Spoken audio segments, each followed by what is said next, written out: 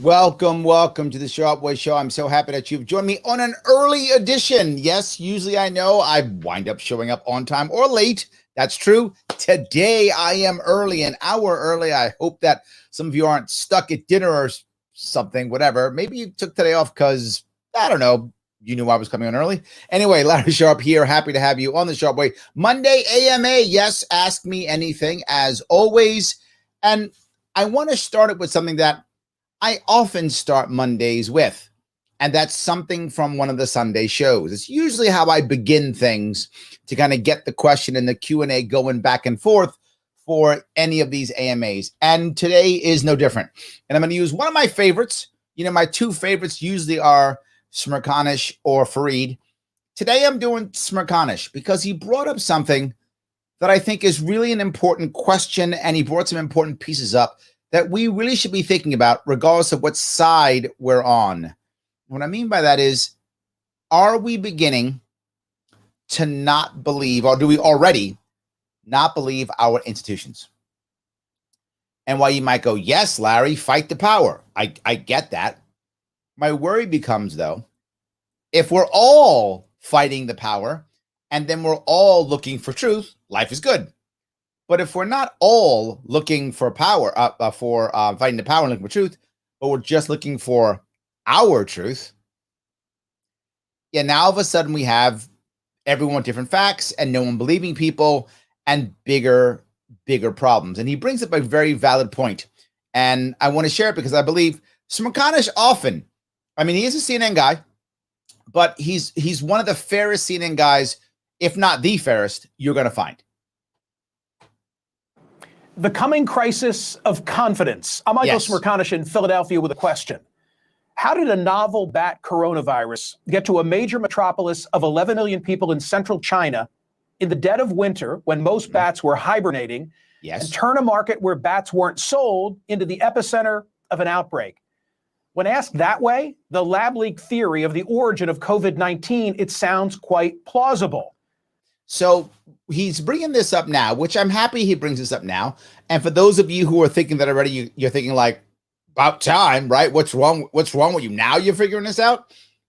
But the point is, he is saying something that makes sense. Look, if you had asked the question this way, then everything would have changed. If our institutions had asked the question the way he asked it a year ago or more, a year and a half ago, we would be thinking very differently the way we thought for the past, I don't know, year and a half, whatever the case may be. But we didn't. We just went to our experts, and I say our, meaning the people that we believe individually were experts, and we took what they had to say, or the reverse. We were against people because we didn't like them politically. A newly released investigative piece by Catherine Eban in Vanity Fair raises that question and a lot more. This analysis has accelerated a conversation long overdue. Yes. It tells the story of how a loose network of sleuths of varying scientific expertise spread around the globe. So, diversity of thought with unity of purpose. What I speak about all the time. What I say is the goal of all leaders. Diversity of thought with unity of purpose, usually, not always, obviously, there are always exceptions, but usually get you the best result, right? If everyone's thinking differently, but all focused on the same goal, now you're rocking and rolling. That's when you usually get your best outcomes and use your savviest plans. Again, not always, it doesn't always work that way, but your odds are severely increased if you can make that happen. The problem, of course, is that's not what we did. We went, hey, you expert, what do you say? Hey, you person in authority, what do you say? And then we decided, do we like that person or not? And then we decided that person was right or wrong, not based upon actual science, based upon whether we believed them or not because we liked them or trusted them. And that was it. And all of a sudden, everything else got shut down. And there comes the biggest issue. Everything else becomes shut down. Undertook an examination of a theory of COVID origin that was initially discounted by those whose job it was to figure it all out. Yep. Together, they formed a group called Drastic, decentralized, radical, autonomous search team investigating COVID-19. Come on. Is there a better libertarian sounding name? You got decentralized in it, radical in it, autonomous in it. Oh my God. It's amazing. And of course, it's a team. Libertarians aren't against teams. We like teams, voluntary teams. This is what that was. Yes, it was voluntary teams. It's amazing. People deciding, let's get together and make something happen. And they create drastic. Now, of course, the problem is when you hear the word drastic, you think, well, these people must be nuts. Why? The name says they're nuts. Drastic, they're radicals. Obviously, they must be wrong. Maybe not. One founder was a data scientist who works for a bank in New Zealand whose Asperger's syndrome gives him a professional advantage in finding patterns in data. You're supposed to say he's on the spectrum. You're on CNN. You should know that. You should know the PC ways. You're on CNN. You should know that. You guys are all about, well, MSNBC's more about PCs. I guess maybe I'll give you a pass a bit. So it's fine. But while he was building a plausible case for lab leak, more than 24 scientists released a statement in a respected medical journal saying this: "We stand together to strongly condemn conspiracy theories suggesting that COVID-19 does not have a natural origin." Now, if I remember right, the Lancet was the same place that said that vaccines caused autism. I think that was the same. I think it was the same publication. I think that's right. I'm sure someone will correct me if that's not right, but I'm pretty sure that's correct. Now, why does this bother me? Because if you hear what McConish was saying, he was literally saying, and I agree with him, he was saying there were a group of people who are out there now trying to figure out what the answer was. Those people on Drastic weren't initially saying it was a lab. They weren't saying it. They were saying it might be a lab. Let's go do some homework and figure out if it is. And that's the right answer. The problem is we picked a side before we had any research versus saying, well, we don't know where it's come from yet. How about instead we try to figure it out and come up with some real science and say, look, here's where it comes from. Now we know. That's not what happened. Now this group got together. Now, why did they come together this way? You might think, well, I wonder why. It's because they hate Trump. Maybe not. I mean, I'm sure for other people that was true, but maybe not for these guys. It may have been something simpler. We're going to use a little Occam's razor here. It may be something even simpler. Now, to be sure, there were crackpots. That's true. And political hacks. And that's the problem. When the crackpots and political hacks jumped up, these people jumped aboard and said, see, they're all conspiracy theorists. You can't believe them because they're all conspiracy. And every conspiracy theorist is by default crazy, right? That's what what they were all saying. And a lot of Americans got scared. And we thought, do we want to believe in conspiracy theorists? Aren't those crazy people? Maybe we shouldn't believe in them. And it began to work. Hoping to pin the origin on a Wuhan lab in the hope of gaining a cudgel on China. Yep. To boost to then President Trump. After all, it was Trump who said early on that he had seen classified information, yes, indicating that the virus had come from the Wuhan Institute of Virology. When asked what the evidence was, he said, I can't tell you that. I'm not allowed to tell you that. But the question... Now, that's the issue, right? Trump said it. And the second that Trump said it, immediately people went, oh, we can use this as, to use his word, a cudgel, right, to beat up Trump. Therefore, Trump said it. Therefore, it's wrong. And there clearly were enough Americans, tens of millions of Americans, who hated Trump enough to believe whatever Trump says is not true. Trump says the sky's blue. It's green. It's just green because Trump said it was blue. So there were enough people who thought that. But the reverse, too. There were enough people who said, oh, it must be true. And in fact, because Trump said it and because Trump didn't do any more. And this is one of Trump's issues that he's dealt with. Trump is okay with people believing kind of whatever they want to believe as long as it's good for him. Now, in this case, what Trump should have said, it came from a lab, but I don't believe yet that it's a Chinese conspiracy. Because what happened is once he said that, everyone assumed, oh, Chinese conspiracy. In reality, it probably wasn't a Chinese conspiracy. It probably didn't come from the lab, but it probably was just incompetence or mistake or something that happens. It probably was that. Now, we don't know yet, obviously, but to be safe, what Trump should have said is something like that. If it had said something like that, less people would have used it who were trying to beat up China. It would have changed that a bit. Let me grab some comments. You guys are already popping up comments. I'm sorry. I'm getting a bunch of these. So let me grab a couple comments if I could. Yes. How stupid do they look now? Yeah. Yes, Tom. And this is why this is CNN. You go back a year from now, CNN will be calling Scottish right now an idiot, a conspiracy theorist, a dummy. They'd be calling him everything horrible. And they were. They were calling everybody who thought that it wasn't that some kind of idiot or dummy. Of course they were. Yes, absolutely. Adrian says, never made sense to me when they said retrovirus sequence in the spike protein. I don't know what that means. So it doesn't make sense to me either. So we're together. Absolutely. Yes. Gary says, and yes, being a bottleneck and opaque and dismissive of many ideas and theories and facilities totally damaged credibility and confidence. Carrie, so good that love that you're watching. Yes, Carrie, you're totally correct. This is my bigger problem, right? And you've seen it already. This is my bigger problem. The problem is, have we learned from this? Have we now said, oh, great, so let's have more open-ended thought in our institutions. Let's have more of our, experts be better at communicating. No. If that was the actual outcome of this, totally worth it. That's not, right? We're still going to just go, oh, wait a minute, who said it? Oh, Biden said it? Okay, therefore, if I support Biden, it's true. If I don't support Biden, it's false. So now our credibility and confidence in our institutions is even worse when it should be better. As you've all heard me say 1,000 times, in my perfect world, right? In my magical, awesome world of leprechauns and unicorns, where government is tiny and it's just there for things like a central repository for information that people could actually trust. That would be amazing. But imagine if that's what our government was. Just a central repository that people could go to find real information. Wouldn't that be great? Yeah, that's a fantasy, obviously, but that's what it's supposed to be. We should move towards that. That's all it does. It just gives you info and you make decisions.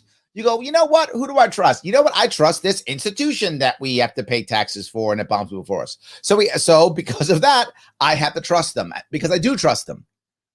But now people don't. So I would ask you, who do we trust? Right? Who do we trust? And it becomes people that we just believe in for other things. So I believe Smirkanish is a smart guy. So now he tells me about what car to drive. And I go, okay, I guess I'll drive a car there. But is he a car expert? No. And driving a car may not be critical. But getting a vaccine or not, maybe that's critical. Believing where a virus came from, that could be critical. So yes, absolutely. Let me go a little bit further if I can. Oops, hold on. Let me go a little bit further if I can. He has a couple more minutes, and he keeps bringing up more points. Now is whether people in government and the scientific community, fearful of being drawn in a national political debate or of being cast as nativist, did not pursue a theory that was worthy of exploration. That's exactly my point. I'm very glad that CNN has finally figured this out. This is a good thing. My point is, though, have we learned from this? What Smirkanish is saying here is true. We absolutely should be doing. We should be looking at all of them, regardless of whether Trump says it, Biden says it, whomever says it, and checking out. But we didn't. And of course, the people who were taking advantage of this left-right, it wasn't because of left-right. EBAN conducted a months-long investigation, interviewed more than 40 people, reviewed hundreds of pages of government documents, and found this. Conflicts of interests, bingo, stemming in part from large government grants supporting controversial virology research. So government money was the reason why they did this? Yeah.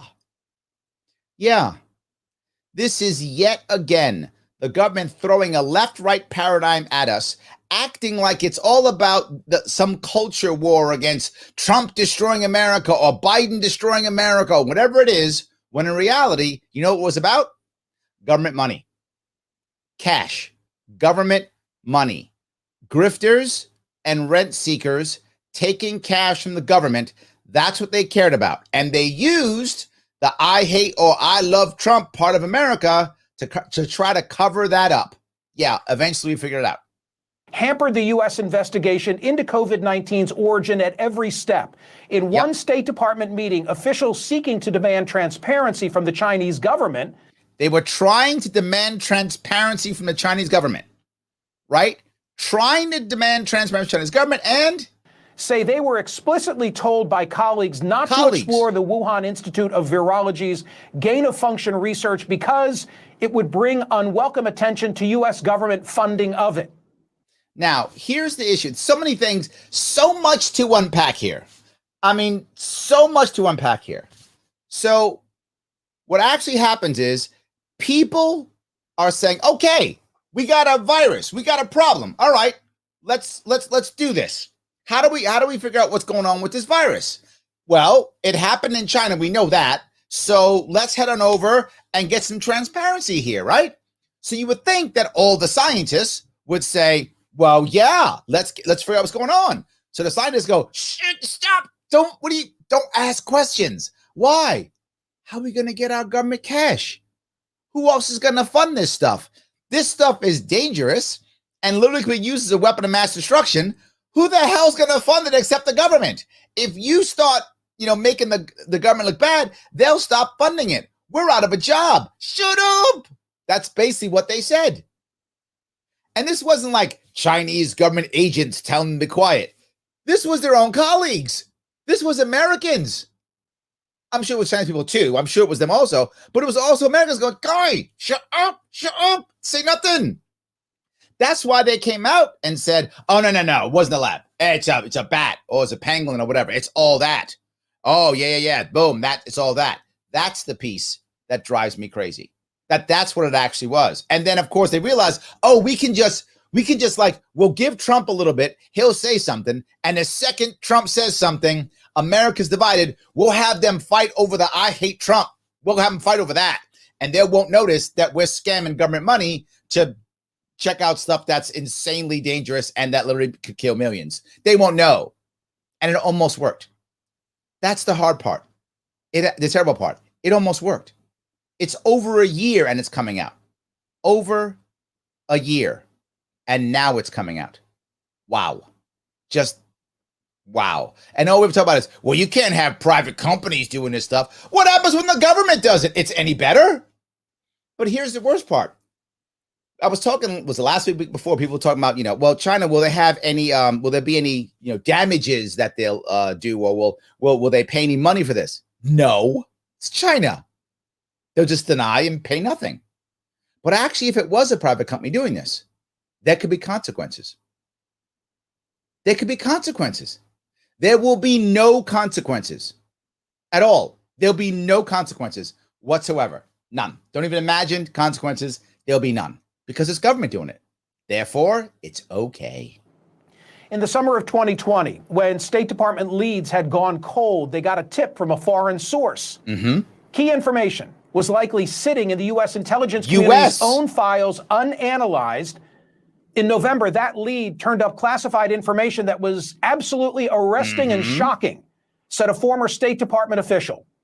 3 researchers at the Wuhan Institute of Virology, all connected with gain-of-function research on coronaviruses, had fallen ill in November 2019. November 2019. November 2019, they were like, shut up, it'll be fine. Say nothing.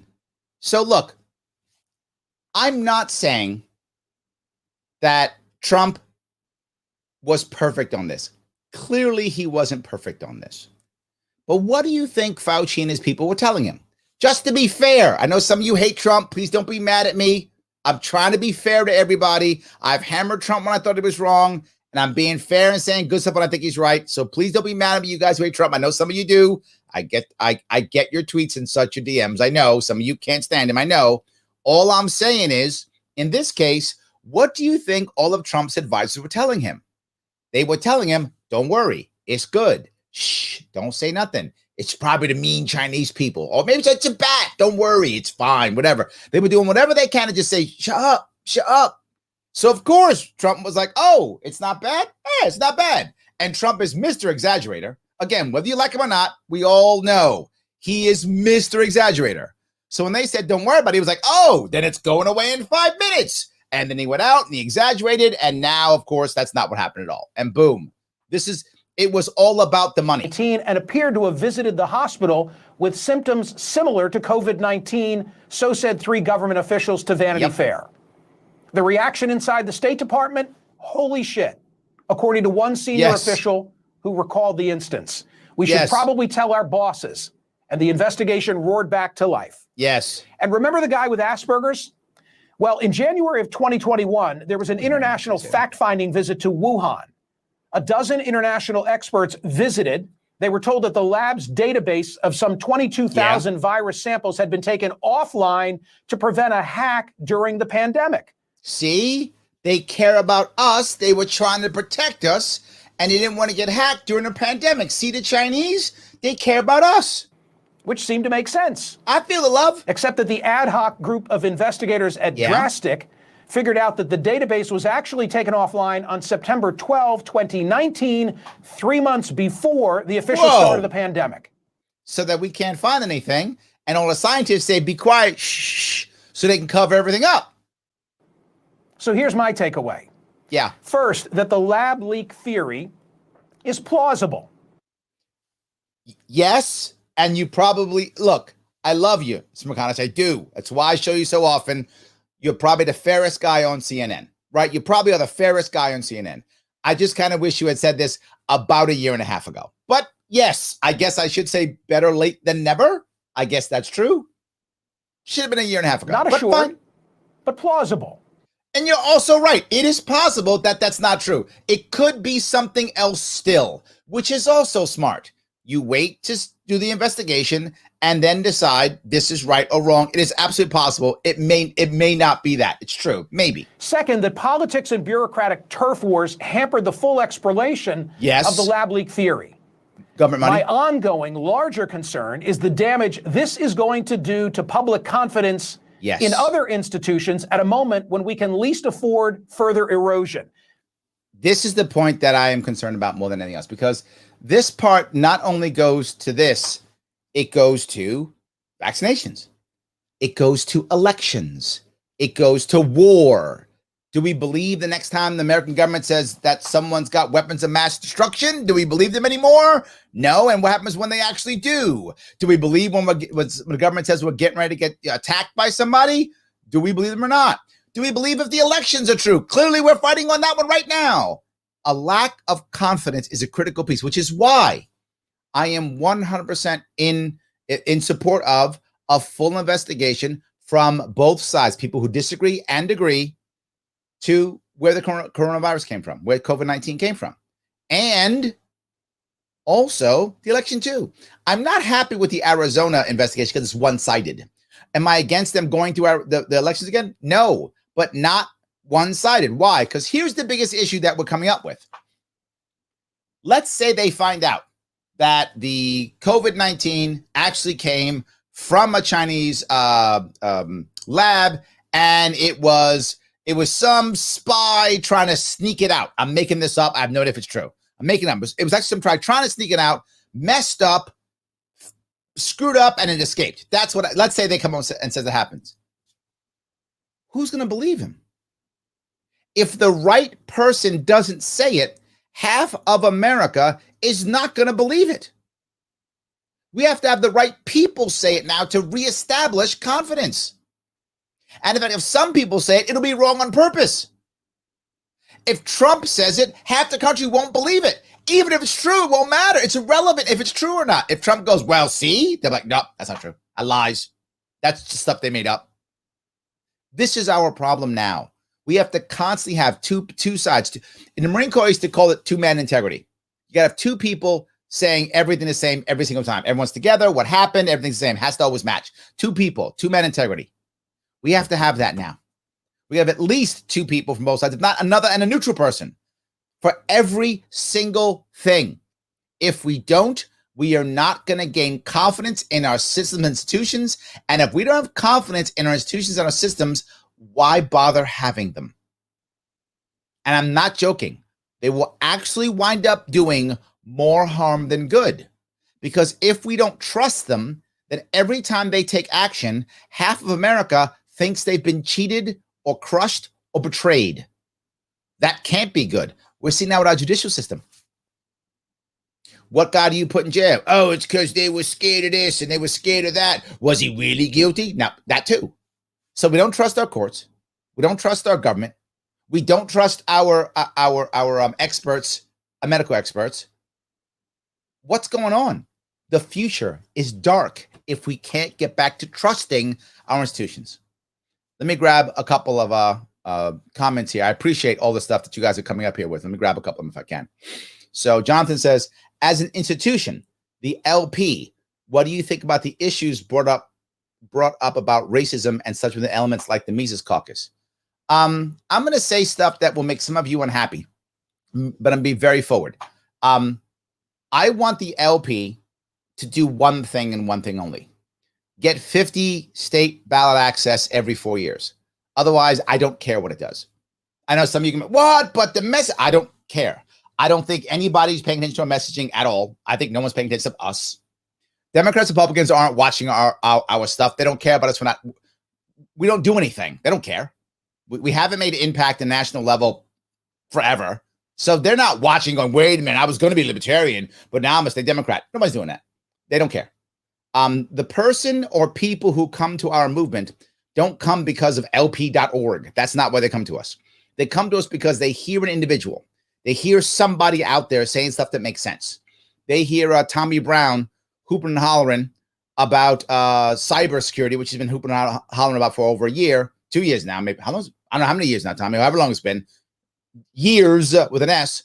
And all of a sudden they go, that guy makes sense. That's what brings people to our movement, right? They hear somebody, they see me on TV or on YouTube. They see Justin Amash on TV this weekend, right? That's what brings people to our movement. The LP is just get us 50 state ballot access. The rest, I don't care what you do. I don't care if you even have a Twitter account. I don't care. Don't have one. Have a website, I guess, that points to local stuff. I don't care. I was on the LNC. I don't care what it does. As long as it gets us ballot access, I'm good. Get ballot access. Get us on the ballot. What's going to move this movement forward is not going to be the LP. It's going to be candidates that draw talent into the LP. And that's the issue. So the more the LP gets smaller, the less valid it becomes. I want it to be bigger, which means more people coming in and more candidates. So that's the issue. The second piece, the Mises Caucus. I know people are mad about Mises. Mises is horrible, all these bad things. Okay, here's my response to you. If you're unhappy with the Mises Caucus, if you think they're bad and they're racist and whatever you think, okay, out-recruit them. Seriously, that is not flippant. It's what I did. It's what I did here in New York. I out-recruited everyone else around us, right? The LP used to be one of the smallest, weakest parties of the third parties in New York State. It is now basically the only independent party in New York State that isn't a Republican Democrat. It's the only one. There's no other independent parties in New York State anymore. Just aren't. The only independent party that exists in New York State is the Libertarian Party. Why? I just out-recruited them and we out-recruited people. That's it. Out-recruit. That is my answer. So if you don't like the Mises Caucus, okay, no worries. They're bad and evil. All right. Out-recruit and get the right people aboard and poach their members because you got the right answer. Get the right people, poach their members, and you'll defeat them that way. I think you can. Of course you can. But what's the old saying? Good ideas don't require force. I say you do that. I hope that answers your question, Jonathan. So Joe says, there are more things government does that we shouldn't trust, but isn't generally known. Ah, yes, Federal Reserve. Well done. Yes, absolutely well done. Should we have confidence in the party because of infighting? That is a great question, Jonathan. That is a good question. Let me give you a couple of ways I view this. It isn't an easy answer because you use the phrase should. So should we? Yes. Why should we? Because there's nothing else. I have literally called on record, I think it was Reason Magazine, I think it was, when I said the Libertarian Party is a dumpster fire on wheels. But without it, I'm walking. So I get on top of that dumpster fire and I keep trying to put the fires out until I can get us into a spot where we can buy a better vehicle. I do not see a better vehicle. If you see one, I'm open to a better vehicle. I don't see one. I cannot see a better vehicle. It is by no means a great vehicle. It is a disaster in many ways, but it doesn't mean it's impossible. and I don't see anything better. I guess I could stay home and do nothing. I guess I could ignore it. That is an option, and people choose that option. I could try again to fight as a Republican or a Democrat. You could try that. People have been trying that for decades. It hasn't worked yet, but I guess another option for you. I do not see the two major parties as viable vehicles, and I don't see any other movement as a viable movement. Every other movement requires you to convert. The reason why we fight so much, this is both a good and a bad thing. It's a bad thing in that we fight so much and people get upset, but it's a good thing also because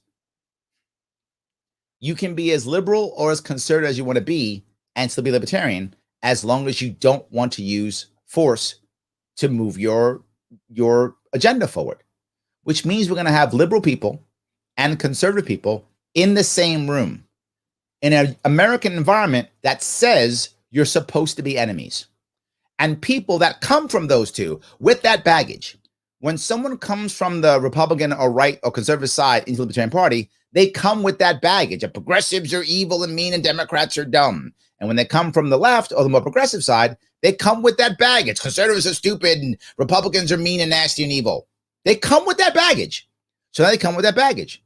And now they're in the same room with people who a year ago they thought were evil or bad or dumb or insert bad word, right? If you come from the left, the word conservative is not a descriptor. It's an insult. If you come from the right, the word liberal is not a descriptor. It's an insult. So when now you walk in the same room, yeah, you're going to fight. I get it. The advantage though is you're in the same room. So if I have the option of you fighting in the same room or not being in the same room, I'll take you fighting in the same room. Because if we have a uniter in that room, and we have more and more candidates who are able to do that, more and more candidates are able to do that. And candidates, when it comes to the LP, and I'll be clear, there's a difference between the party and the movement. The movement does not require the party. It exists without the party. However, it is much stronger with the party. The party is a separate entity also. It cannot exist without the movement because the people come from the movement into the party as activists and as volunteers and hopefully draw other people from outside the movement into the party.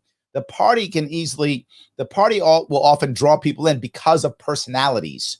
The movement often draws people in because of ideas, because of movements, things like that, but also personalities. But the party is much more about personalities bringing people in. So anyway, yes, it's hard. Should we have confidence? Yes. And here's why we should have confidence. It's been around for 50 years. People have tried to take it over for 50 years. And they failed to take it over for 50 years. So the odds of it going under, I think, are slim. But one of the reasons why it hasn't succeeded is because we had a culture of join the party, run for office, lose, leave, call the party losers, never come back. That's been our culture for 50 years. That culture's changing. If you've noticed, Jonathan, people now are staying longer. They're holding on a little bit longer than they used to. He's just going and going. I thought, and I am pleasantly surprised, and I'll say it publicly, and I said it the other day, I thought that Joe and Spike would do what they all do. Run and leave, never see him again. I'm happy. I'm happy that I was wrong. I'm happy they didn't leave, but everyone else did. So I assumed they would too. They didn't. Thank you for not leaving. But I thought they would because the rest of them do. So that is part. I know some of you don't like Spike. I don't like Joe's fine. If you don't like Spike or Joe, whatever, you don't have to like them. But the point is, my point being, whether you like them or not, is that most of the time they would leave. These guys didn't. That's what I think is another example of us having more staying power and maybe being able to make changes. I hope that was clear, Jonathan. I know you asked a couple questions. I hope that was clear. David says, Larry, always good to hear your voice. Keep the good work. I'm trying, brother. I'm trying. I appreciate it. Yes, I am trying. Carrie says, bingo, government invested money in something they shouldn't have and then wanted to avoid everyone knowing about it. That's never happened before, Carrie. That's the first time ever. Yeah, I wish it was. I wish it was. Absolutely. Dustin says, it's just a game for both parties. They don't care about people. They just want their team to win. This is one of the hardest things for most people to understand. It's not just they want their team to win. They then want to set them up for the next win. So there's never any long-term thinking. It's just, how do we win the next one? How do we win the next one? It's every 2 years winning the next one. And now the way it is, it's become so divided that now you can't even cross the aisle. There has to be a special caucus. I'm not making this up. There is a special caucus. I think it's called the Problem Solvers Caucus. I think that's correct. Or Problems. It's something like the Problem Solvers Caucus. That is literally people who are Democrat and Republican in together. And you can't join the caucus unless you bring someone of the other party with you. Now, while that sounds amazing, I love the idea. What a great idea. You're there to solve problems. Nice. The problem is, if you're not in a purple district, you can't join. You're in a deep blue or deep red district, you get primaried. You're finished. That's the hard part. And redistricting starts what? This year or next year? Is it this year? I think it starts this year, right? Yeah, it starts this year for next year. I think that's how it works. But whatever it is, whenever that redistricting happens, it's going to be nasty. Because the Supreme Court was so incompetent that it said gerrymandering's fine. How stupid was that? Some of the stuff the Supreme Court does is so insanely bad. And that's one of them, right? The other worst one was corporations or people. Wow, was just clearly and obviously wrong. Just clearly. Anybody will tell you a corporation is not a human being, it's not a person. Obviously not. And they went, yep, so is. Now, gerrymandering, that's fine. Literally destroying our country state by state, county by county. You're like, yeah, totally fine. Do that. What could go wrong? I don't know, everything? So anyway, you're correct. Yes. David says, if it wasn't for the 16th Amendment that allowed Congress to levy an indirect tax, gain of function wouldn't happen. I'm not sure. I'm not sure.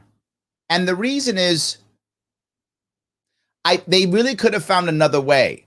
I'm not pro 16th Amendment, David. I don't want to say that. But I think what you're saying may be a little bit too superlative, right? Maybe too definite. I think Congress could find other ways to make that happen. I think they could have. Again, I'm not pro 16th Amendment. I'm not saying that. But there are many ways that Congress can find and hide money. And Congresses and assemblies have been finding ways to scam money for centuries. So I'm not sure that's, again, not pro 16th Amendment, but I could see them finding other ways. Elastic Giraffe says the government never fails to discuss. The funny thing is, every once in a while, the government does something good. It does.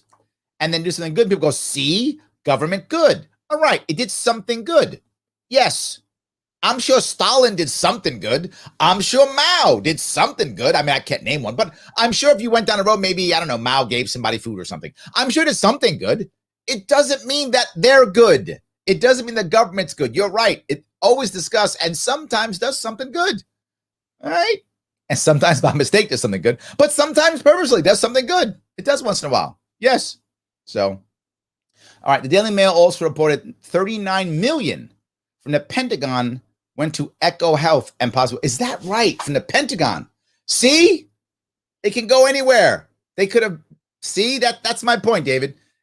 Now I'm sure income tax is a lot, but they could have found other. They could have done tariffs. They could have done other ways to go to, well, it's military or whatever, bonds. They could have done anything. Found that cash, and then shoved it over anyway. I think they could have. I think they could have found another way of doing it. So, yes. All right. David is all, you give him like 3 or 4 60 members. You're all about it. I got you. Sam says the Chinese government seeks to act as a company on the global trade stage. Good point. Yes. It pretends to not be a company while acting exactly like a company. I'm sorry, Ness. Let me be clear on this one, Sam. It pretends, creates a facade of not being a company while it acts like a mega corporation, not even a company. It acts like a mega corporation. Maybe it's better. Until they can be held culpable for some damages. Then all of a sudden, threaten war for investigating. Shock and awe. You bring up something else too, right? Fareed talked about this a week ago. And he brought up the idea that the Chinese have been jerks recently. Like now that they're the big boys in the block, they threaten all the time. They threaten economic sanctions.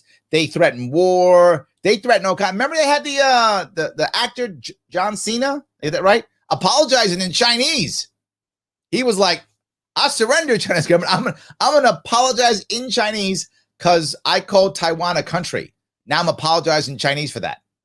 Wow. That's some power right there. That's some power right there. Yes, 100%. So let's see if I can go down here. Tom says, AMA, I've read a couple of articles where a couple of countries in the country have revised downward COVID. Yes, Tom, and I'm glad you brought this up. I brought this up probably 6 months ago or so. The issue is there's even the governor of New York, my Lord and Master, His Majesty King Andrew Cuomo II, all hail the king. He actually mentioned that when they were getting mad at him about the COVID deaths, the people he sent to the nursing homes to die, he was trying to pretend like it wasn't that bad. See, because not all of the people that I sent to their death died because of COVID. Some died for other stuff. And if I remember the phrase he used, it was presumed COVID deaths or COVID presumed deaths. So what happened was because the nursing homes were getting cash, the hospitals were getting cash, if it was a COVID death, right? Because taking care of COVID, the government was giving hospitals cash for it, right? So they couldn't do their other things. Like if Tom says, I want to have a procedure done because he wants to get his eyes done so he can look super cool. So he wants to get his eyes done. Well, the hospital would usually do that, but they couldn't because the government said you may not do that. You have to keep beds open for COVID patients. So they lost all that money from people getting, Botox and eyes fixed or whatever else they were doing, cosmetic stuff, whatever, that kind of stuff. They couldn't do it, right? So my shoulders, messed up, do my shoulder, can't do my shoulder, none of that stuff. So they could make cash. So they could either say some guy dies, the guy dies of pneumonia. Well, that's like, whatever, $4,000 or whatever the government pays you for that, right? It's COVID. Oh, $26,000. So am I sure? Was it COVID? Was it pneumonia? COVID. Was it the flu? Was it COVID? COVID. Because they wanted the cash. And I'm not making this up. Do your own homework. That's true. The government was paying more for COVID deaths. So they had many deaths. They didn't know what they were. So they said, well, if I don't know, COVID. If I know what it is, there's documentation that would get them screwed over if it was obviously something else. But if it wasn't obvious and I'm not making this up, say some guy gets shot. True. It's going to sound crazy. Some guy gets shot. Boy, he gets shot. He comes to the hospital. So he doesn't die. He's not mortally wounded yet. We don't know. He's wounded, doesn't die. He comes to the hospital. Well, he comes to the hospital. And when he comes to the hospital, he gets pneumonia. Is pneumonia because he was shot in the lung? Is pneumonia because of COVID? We don't know. He dies. That's a COVID death. I'm not joking. That's a COVID. He got shot, but we don't know. Did he die from the bullet? He came in, he was COVID positive when he died and he had pneumonia, COVID death. And I'm not joking. That kind of thing happened often. So now that they're going back and trying to figure out what actually happened, a lot of them are going to come down. I said, I wasn't sure what the numbers were. My gut said it's about, this is just my personal opinion. I have no data on this. Take it for whatever value you want to take it. My gut says it's about 40% were not actually COVID. I think about 60% were COVID, about 40% were not. That's what my gut tells me, only because I looked at some basic data on how many people usually die in America and then how many people died last year because of it. And I remember we lost about 500,000, if I remember right, from COVID last year. And we had about 300,000 extra deaths last year than is normal, something like that. So I thought, well, 3 out of 5 is probably really COVID. So about 60% is COVID. And that's just my rough estimates. We'll see in the future what it is, but a lot of countries and local counties are lowering their death rate because they're realizing it actually wasn't COVID. It was something else. You're right. Still, COVID's real. This is not a hoax, but Tom, you brought up another piece, right? When they change the numbers, what's that going to do now? It's going to give people more of a reason to not believe institutions. See, you guys were lying. See, it was never true. So why should I believe you on the election or education or war or masks or the next outbreak? It just makes stuff worse. Instead, if you remember when I talked about this, When I put out my videos, now almost 18 months ago, right? Is it 14 months? Whatever it is. In March of 2020, I put out my videos about how to handle COVID. One of the first things I said was, tell people what you don't know. Be forward and ask for their help. And tell people up front, we don't know exactly where these deaths are coming from. They might be COVID. They might be, people dying of old age. They might be pneumonia. We're not going to know for a while. So the numbers I'm putting out, they're guesses right now. And I would tell the American people this, tell New Yorkers this, I'm not sure yet. And then they go, okay, he's not sure yet. They might want more, but you don't give them lies or, well, we're just going to say it is because we have to act like it's true. Now you might say, well, Larry, why did the government do this? Because they went right to violence, Tom. They went right to lockdown, shut down school. Blah, blah. They went right to violence. And when you go to violence, you have to have a valid reason for violence or you're a monster. So they had to have, look at all these people dying of COVID. And now you can't go back. You can't go back. You have to double down because you use violence, because you put people in jail, because you shut people's stores down, because you stole their money. You can't go back now, can you? So you double down. But I'm telling you, you're right. That's going to happen more and more of that. My gut says about 60% was real, 40% was not. We'll find out what the numbers are. All right, so if I keep going here. All right. Andrea says, what's the difference between a conspiracy theory and the truth? I guess 12 to 16 months. Well, in the case of UFOs, it's like 40 years, right, Andrea? Was it like 40, whatever it was, from the 40s? So 60 years, whatever the number is. Big number. So depends upon the conspiracy, I guess, right? Are we going to find Bigfoot all of a sudden? Is that next? I don't know.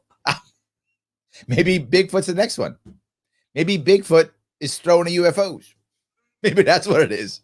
I know I'm joking, but I'm not. I mean, yeah, absolutely. So let me see if I can grab some more of these. Thank you for that, Andrea. It's good. I think it's sometimes maybe more than 12 to 16 months, all I'm saying. It's at least 12 months. How about that? It's at least, I'll go that. It's at least 12 months. That's better. So yes. Eric says, I believe Larry Sharpe. That's all. Oh, and that Tim O'Connor guy. Tim O'Connor, I believe him too. Tim O'Connor's cool. He's savvy. By the way, he's on a free solution noon during the week, just like I am. I'm on tomorrow. I think he's on Thursday. I think that's right. Tim will know. So check him out. He is rocking and rolling. Tim's the man. You should absolutely do him. That's exactly right. Yes. Doug says, totally true, Larry. Yes, and that is my concern. My worry is exactly that. My worry is that this is going to be something that it's going to be a pain for a long time. That is my biggest issue. So, by the way, guys, for those of you who are paying attention, you care, do me a favor, like, comment, share. As I always say, let people know I'm doing this. It does matter, absolutely. And by the way, if you want to help me out, my sponsors are the Advocate for Self-Government.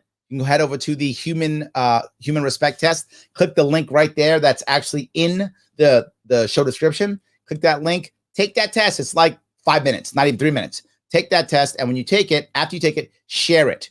You do that, my sponsors are happy. And they're the ones who are helping to pay for this and get my team rocking and rolling and move things forward. So thank you so much if you can do that. If you've got the cash, you like what I'm doing, then you know what? Sponsor the show. Head over to patreon.com/sharpeway. Throw me $10 a month if you got it. If you got big dollars, I love it. If you're super wealthy, throw me $100 a month because you got all the big bucks. If you don't have it, no worries. $10 is fine. But if you don't have even that, no worries. You can just like, comment, and share. That's free and still helps. And a human respect test. That's free and still helps. If you want to join this show today, you want to come on in, talk to me real fast, no worries. Message the Sharpe Way Facebook page or the Sharpe Way Twitter page, and I'll bring you on. But not just that, please like and subscribe. The Sharpe Way social media pages. It does matter. When they cancel me on Larry Sharpe, I got to come to Sharpe Way. So please do me a favor. YouTube, Twitter, Facebook, all of them. It really does matter. I appreciate it. All right. Let me keep walking down this road here if I can.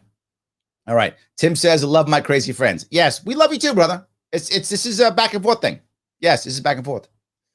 The Giraffe says, even when Trump is on the right track, he's the cringiest possible messenger. That's true. He does exaggerate. He lets people think things that they probably shouldn't think.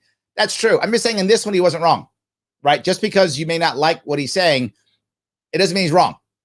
In this one, he wasn't. I know some of you guys who hate Trump are like, what? I have to hate Trump. You can still hate him if you want to. It's fine. You can still say he was right in this one. That's all. It's easy to dismiss his theories when he believes whatever suits him, swims in hyperbole, and rants about the Kung flu. Yeah, this one I'm 100% on board with you, Giraffe. I mean, often you and I agree, and this one I agree also. I didn't mind him saying the Chinese virus or the Wuhan virus. That didn't bother me at all. I thought that was accurate. I thought it was real. I thought it was fine. People got mad at, oh, he's a racist, but that goes to people who already didn't like him and wanted him to be bad guy. So that happened. But again, to be forward, he kind of walked into it with Kung Flu. I mean, he was asking for them when he did Kung Flu. I didn't like Kung Flu either. I really didn't like it. To your point, it made it easy to dismiss it. It made it easy to dismiss him. It made me not like it. I didn't like it. It didn't taste good. And you might go, well, Larry, but it's fact. It doesn't matter if it's fact. It's politics. Politics is heavily emotional. And Wuhan virus didn't bother me. Chinese virus didn't bother me at all. It's like saying the South African strain or the UK strain. It's fine. Kung Flu, that's where he went too far. And that's what I mean by his exaggeration. He just went too far. So Andrea says, you're wrong. I'm not sure what I'm wrong with, Andrea. Can you tell me what I'm wrong about? I'm happy to have the conversation if you let me know what I'm wrong about. Happy to have that. Jonathan says, during a VP debate, Kamala said she wouldn't take the vaccine if Trump said to, and they wonder why someone won't take it because Biden said to. Jonathan, exactly right. Nicely done. Yes. Oh, well, remember, even Cuomo said that. Well, I don't trust the federal government. We have to have our own people check this out because New York people are, I guess, smarter than federal people. I guess. I don't know. But that's what he said. And then all of a sudden Biden won. Oh, well, it's fine. It's fine. Because Biden, I guess, has magic powers. I guess it's great. If he had magic powers, he doesn't fix our country then. I wish Biden had magic powers. That'd be amazing. So, yes. Mr. Queeter, how are you, sir? Says, we definitely need to be a big tent and we definitely need to grow our talent. This is a piece that, yes, yes, and yes. We're going to have an issue for those of you who are paying attention in 2024. 2024, the odds are there's not going to be an incumbent.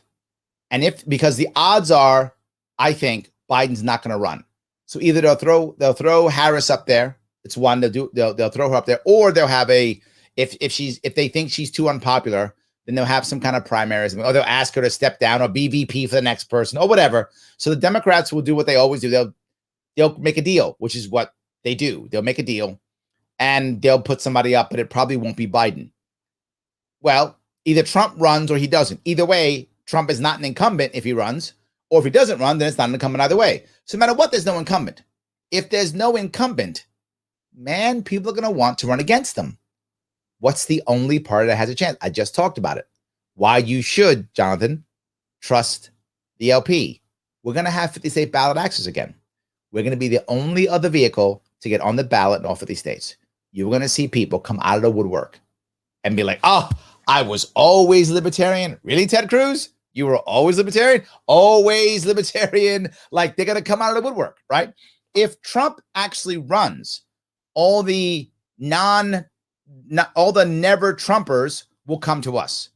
If Trump doesn't run, all the would-be Trump supporters, if the Republican Party, if Trump loses power in the Republican Party, then all the would-be Trumpers will come to us. So either way, they're going to come to, maybe both. And plus, to your point, Thomas, we are building our own team. So more of us are now ready also to run, right? We're building our bench. So now homegrown libertarians are actually bigger, stronger, better, faster. So now we have our own homegrown, plus the outsiders coming. It is going to be a cage match. Cage match. But this is why we have to grow. If we don't grow our own talent, guarantee you 2024, an outsider will be our nominee. If we don't grow our own talent. And we are growing it. Let's keep growing it. This is a good idea. Let's keep doing it. Because if we don't, an outsider is going to be our nominee in 2024. This is not what I want. Depends. Some outsiders I might take depending upon the outsider. Maybe. Maybe. So, yes. Good ideas don't require force. I would agree. Yes, absolutely. So, all right. Thoughts on ranked choice voting. I am 100% on board. I just joined a group, Believe it or not, Howie Hawkins asked me to join the group. Yes, the guy who ran for governor in New York against me, with me, alongside of me, I guess, in 2018 with the Green Party, and also ran for president as the Green Party in 2020, asked me to join an organization. So I just joined them recently. So now I'm going to be going to their classes and such and talking to them. So I'm a big fan of ranked choice voting. Yes, absolutely. Yes. So, all right. Tim O'Connor said this on Twitter. Imagine if you will, a party whose caucus were all focused on growth instead, though, something gatekeeping. That would be nice. I would like that. Absolutely. I do like that. Yes. Andrew says, Cuomo said today that if 70% of the people get vaccinated, New York will return to normal. Oh, well, look, if 70% of you do what the king says, you will get your privileges back. Note, I didn't say rights back because in New York State, you don't have rights. You have privileges that His Majesty grants, at his leisure, at his pleasure. So do as His Majesty says, and he will give you your privileges back. He is a generous God. We're very lucky to have him, Andrew. We really are. Does that mean he'll still berate the people who call him a walking disaster with the perm? Yes. He will still insult you. His insulting won't change. You'll just get your privileges back. Don't be greedy, okay? I mean, he is king. Yes, I'm teasing all you people. I am teasing. Yes, absolutely. So, all right. Let's see. Eric says, best kind of voting. Too bad it probably never happened nationally. I'm not sure that's true, Eric. I think ranked choice voting is on its way, slowly. We already have it in New York City for primaries. We have it in, is it Nebraska? I think Nebraska, and also Maine. Someone will correct me, but I think it's those two states. And it also passed in some other state. Ugh, I've forgotten. But it's on the move. So I think eventually it will. I don't know how long that will be. The point is, will the LP be ready for it? I hope we will. To Thomas's point, I hope we are building our farm team so that we're ready for it when it happens. That's what I think. Last Giraffe says, I don't think the infighting is as widespread or as terrible as social media or the podcast circuit make it seem. When libertarians of different stripes come together, they're usually pretty decent. This is a valid point, right? When the problem is when we don't have an outside enemy that's clear and obvious enough, we tend to fight each other.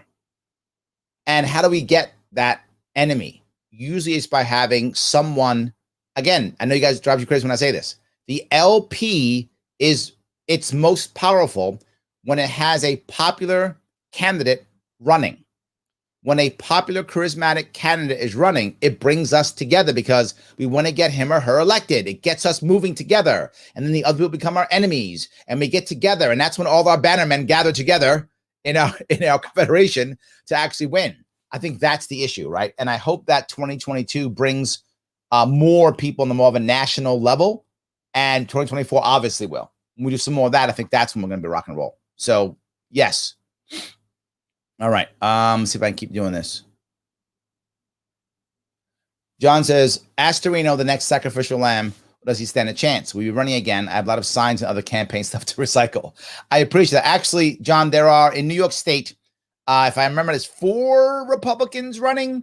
Astorino, who ran in 2014, he was a county executive. Was it Westchester? I think he was Westchester County executive, if I'm not mistaken. Also, Giuliani's son is running. I forgot the guy's name. Is it Andrew Giuliani? Yeah, well, I forgot. Another Giuliani's running. Lee Zeldin, who is a congressman from Long Island, he was Trump's lawyer. He's running. And there's a sheriff. I've forgotten the sheriff's name. He's running also. It's 4 people running on the Republican line. The question is, will the Republicans actually do a primary? Republicans in New York tend to be like Democrats are nationwide, which is Republicans in New York tend to not want to do primaries. They tend to want to let the party bosses pick who they want to pick. They don't like doing primaries. So the odds they'll try to just pick some guy and go, you know what, it's Zeldin or it's Astorino or whomever. And then the Conservative Party will probably just go, okay, that's what you're picking? Done. And they'll just do that. So the odds of that will happen unless I decide to run.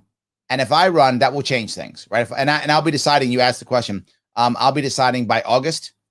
This summer, I'll be deciding by August, I'll decide. Maybe earlier, but by August, I'll decide. I'm actually looking right now at what makes the most sense. I don't want to run unless I think I can really make impact.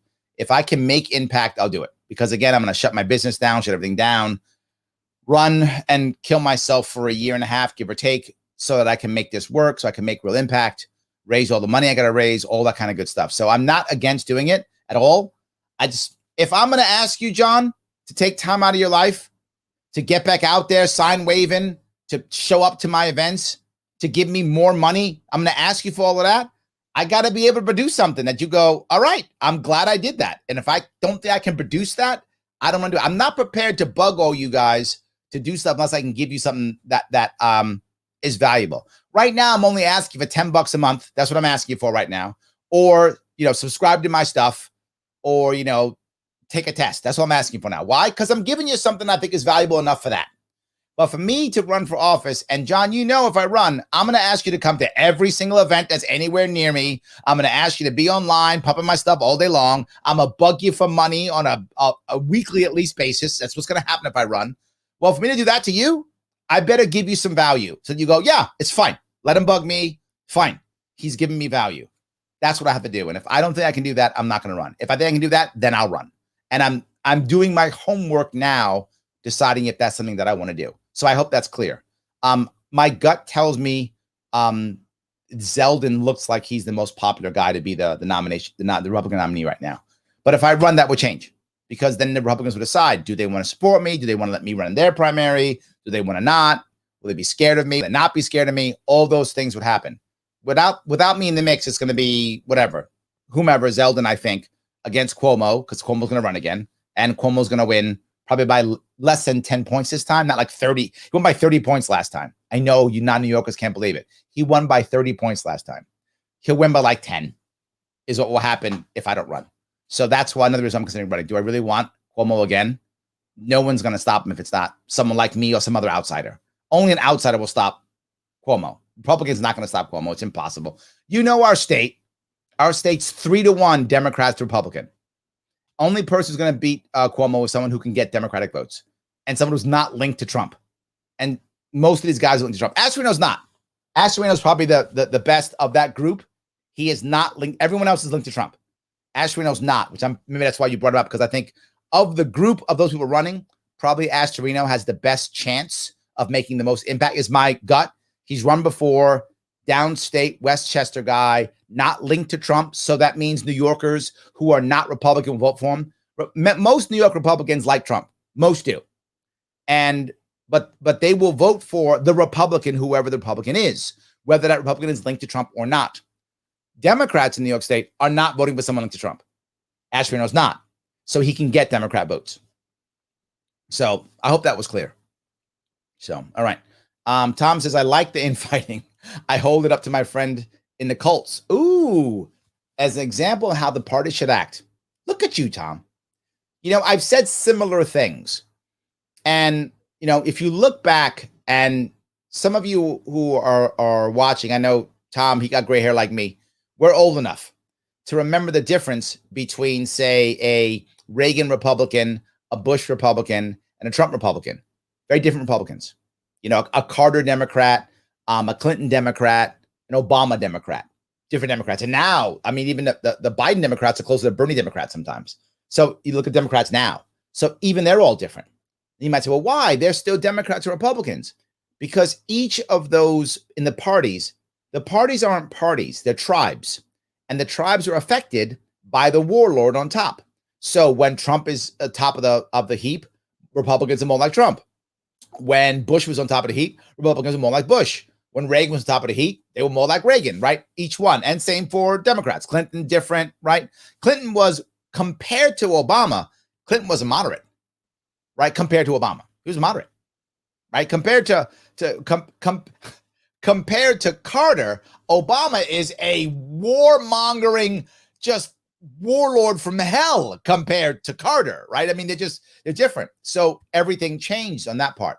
But Libertarian Party isn't the same, right? We don't have warlords. I can call myself, I'm the king of all liberty. If I want to, I can call myself that, and I'll be laughed off the stage, because that's not how it works in our party.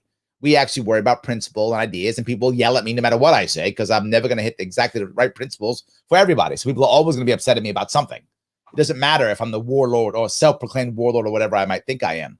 It doesn't matter. So it's a valid point. We actually have principles we stand on, which is why we fight. It's true. So yes. Kyle says Harry Brown for life, MFers.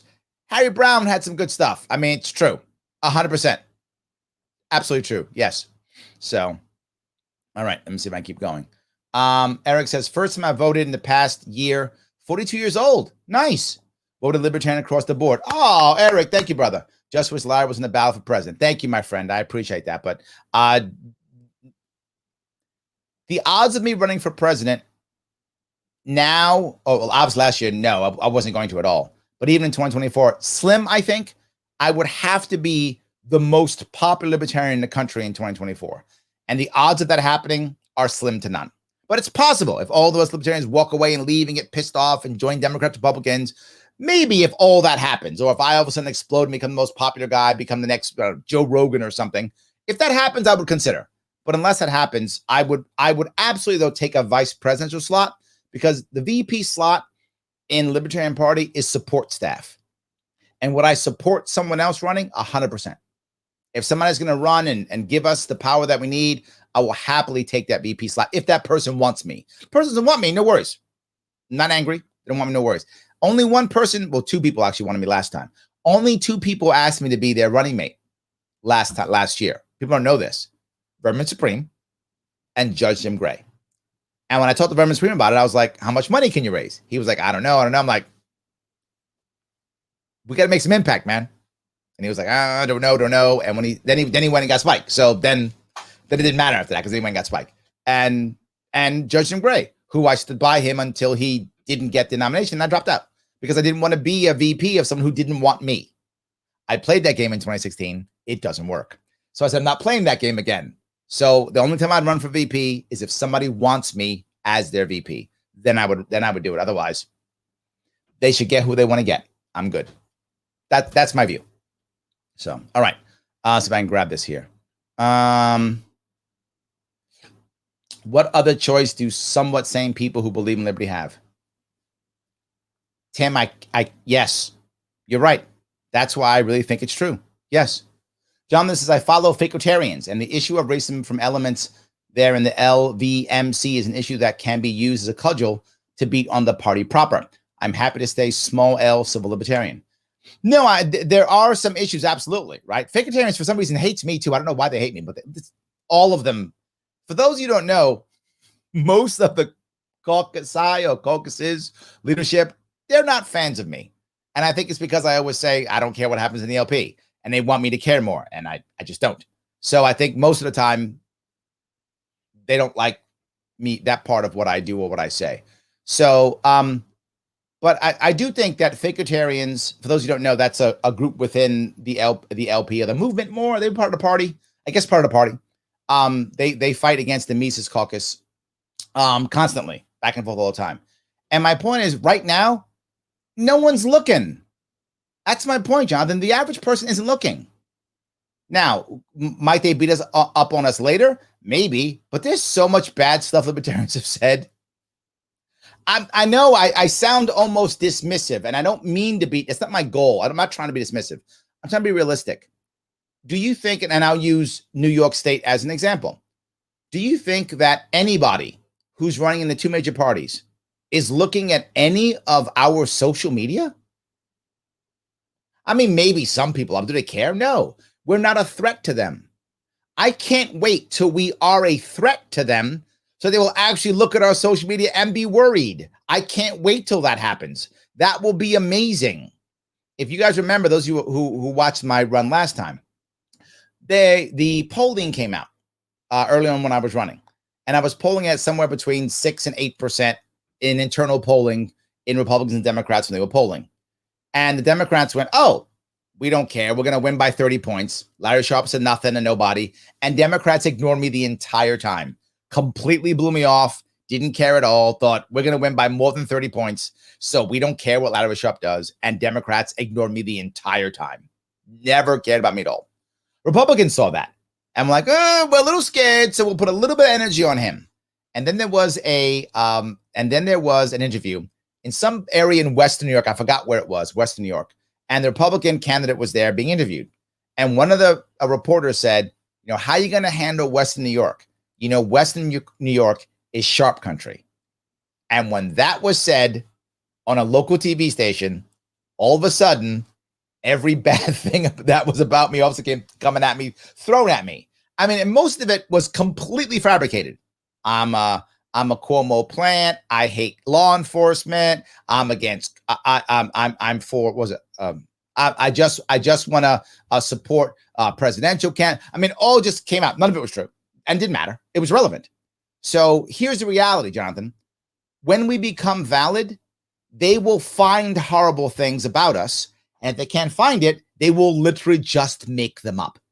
They will sling mud at us either way. It is irrelevant whether we actually have it or not. I would rather us not have it, but we're fighting over things that don't matter. Remember all the bad things that came out during Gary Johnson or came out during Joe Jorgensen? Yeah, no one does except us. The people don't remember. They don't care. They don't remember. They don't care. Doesn't matter to them at all. So I know I'm sounding flippant, but let's become a force to where they care about us. Right now, they don't. So I'm not worried about an internal fight between two groups of people that nobody cares about. Sorry, nobody outside of our party cares about. What do I care? They'll get mad at each other or yell, call each other names. But when you can produce a candidate that somebody wants to vote for, then I'll care. You produce a candidate, then I'll start caring. If you notice, whenever I step in on any of these fights, and I rarely step in on any of these fights, the only time I ever step in is to defend a candidate. If anyone's paying, I don't know if anyone's paying attention to these fights. And not me. Like, they can insult me all day. I'd ignore them. And they do. They insult me. I see nothing. Whatever. I'm a bad guy. Whatever. Whatever. Fine. I'm a bad guy. But when they insult another candidate, that's when I step in, because I want the candidates to stay. I care about candidates tremendously. So anyway, I hope that was clear. And I hope you'll, if you don't want to be an actual libertarian, I get it. I just hope that when the right candidates pop up, Jonathan, you choose to vote for the libertarian candidates when they come up. I'll take that. I'm good for that. So yes. Matt says, can libertarians believe in social safety net? Both Friedman and Hayek believe in UBI. Friedman endorsed a universal catastrophic health care plan. Can we believe in things like that and not because of the party? I hope so, because where I stand. First off, of course you can. Lots of people do. But again, this goes kind of back. This kind of goes back to what Tom was talking about. And that is, well, people are going to fight you. But it doesn't mean you can't be in a party. There are going to be people who are much closer to ANCAP or anarchists who are going to be like, well, why that? That's bad. And explain to you why you're wrong and why the other idea is better. Of course, it doesn't mean you can't be in the party. But what it means is people in the party are going to expect you. You don't have to, but they're going to expect you to be able to defend why. And I do. If you've noticed, I have never, ever said, get rid of the social safety net. Never said it. People say, why? Do you think it's the right answer? Of course not. Well, then why would you say don't get rid of the social safety net? Because there's nothing else right now. And my response is always the same. That is, right now, government is always a monopoly and a jobs program. So how can you disband it? You can, but if you disband it, what's going to happen? Nothing's there. So people either aren't serviced or you've asked for a black market that a community is not prepared to service or deal with or handle. Just can't. It's not there. It's not ready to handle it. Nothing but disruption and pain that's going to happen. And those jobs are now lost. So what are people going to do who've lost their jobs? Go back into the black market, which the group is not prepared to handle. The community is not prepared to handle that. So instead, I say, create something that is next to it. Create a community answer in tandem with the government answer, and give that community answer a real chance to compete with the government. So the government has two choices. It gets better or it goes away. But when it goes away, the community answer, or answers, I hope, have stepped up to support the community as it needs to be supported. That's always my answer. And some people say, no, you got to disband. Fine, you think that. I'm not leaving the party because you don't agree with me. I don't care. I'm the guy who runs for office. I'm the guy who gets the votes. The ANCAP guy doesn't even vote. I'm not concerned. He doesn't even vote. And if he does vote, he votes for me anyway. If I'm on a ticket, he's going to vote for me anyway. He might be mad at me, but I'm still getting his vote, even though he's mad at me, because he still knows I'm way better than the other two options, or he doesn't vote. So yes, you're correct. And you will still be bothered by people who will say that. Now, you might think, so Larry, shouldn't we get rid of those ANCAPs or those anarchists? No, and no. And I'm very forward about this. People get mad at me about this all the time too. They go, Larry, why don't you want to get rid of the anarchists, get rid of the ANCAPs? Why don't you do that? Because they are the heart of our party. They are our North Star. If we push out the anarchists and the ANCAPs, and lots of people want to do that, they can't wait to push them all out. It's a terrible idea. If we do that, this party will either become Republican light or Democrat light, depending upon how many people rush to us. That's what will happen. I would like this party to not become Republican light or Democrat light. I would like it to stay focused on the idea of let's keep moving towards liberty, which the North Star is the ANCAP. That's the North Star. Now, how fast can we get there? Go towards, I don't know. Our communities and civilization right now is nowhere near ready for that. Not even close. We are at least 100 years away from that. And I know a bunch of ANCAPs are ready to yell at me now. I'm going to get a bunch of bad DMs. Shut up, Larry. But that's what I believe. I think we're at least 100 years away from that. That's my personal view. You can disagree with me if you like. But can we start moving towards it? Yeah. Yeah. So, Matt, let's move towards it. Whatever that takes, I'm in. I'm in. I hope that answers your question. So, all right. Andrew says, the good, the bad, the ugly living in New York. The good, beautiful scenery. Yes. And there are many things to do. Yes. The bad, the power-hungry elected officials and their laws, mandates to hurt people. Yep. The ugly, Governor Cuomo and his laws, mandates, and hostility towards people who disagree with him. That is an accurate description of New York State right there, Andrew. Yes. It is a beautiful, amazing state with lots of things to do. That's true. And then there's the bad part, and people are leaving. That's the problem. Adrian says, the Problem Solvers Caucus. Thank you. I knew somebody would say that. Yes, absolutely. The Problem Solvers Caucus. That's the one. Thank you, Adrian. Yes. Missy says, please help support the Sharpe Way for free. Yes. Like, subscribe, share. She's right. Hit the notification bell. Yes. Subscribe to my YouTube page, guys. If you haven't already, please go to YouTube. Subscribe to it. It does matter. The more subscriptions I have, the more people think that I'm cool and super savvy and stuff. So let them believe that. It's awesome. Twitter also matters. And Sharpe Way stuff. The Sharpe Way social media properties need to grow. A lot of Sharpe ones are doing well. I need the Sharpe Way ones to grow. It does matter. And because of that, by the way, this Thursday, my show will only be on Sharpe Way social media, nothing else. Only Sharpe Way social media. And tomorrow will be Sharpe Way Instagram only. So I'm going to be moving the shows over to Sharpe Way stuff. So please subscribe to it so you can do that. And if you want to help out, of course, head over to patreon.com/SharpeWay. Throw me some cash so I can do that. So I keep paying my team. If you may not know this now, if you click right now on the link in the description that says Linktree on it, that link tree, you can check out our little clips. We do a bunch of little clips. You can show to other people, pop up on Twitter. There's a TikTok account. You want to do some TikToking? We got that there too.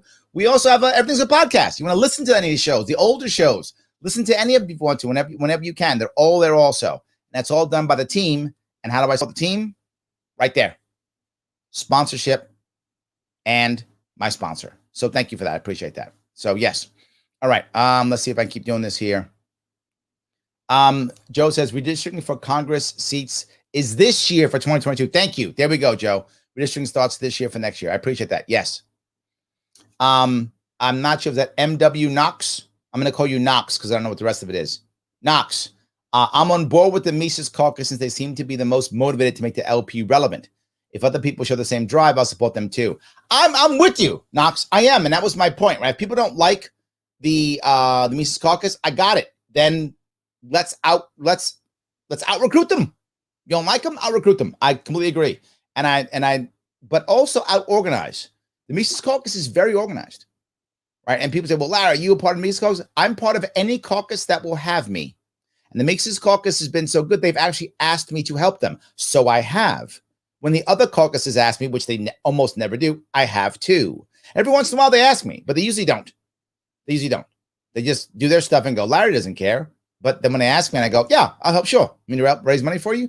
I do it. And they go, oh, wait a minute. You'll help? Yeah, I've been saying it literally for 5 years. That if you ask me for help, I will help you. And they don't. So I agree. We can't continue to be a social club. Agreed. Yes. So let's see if I can grab this here if I can.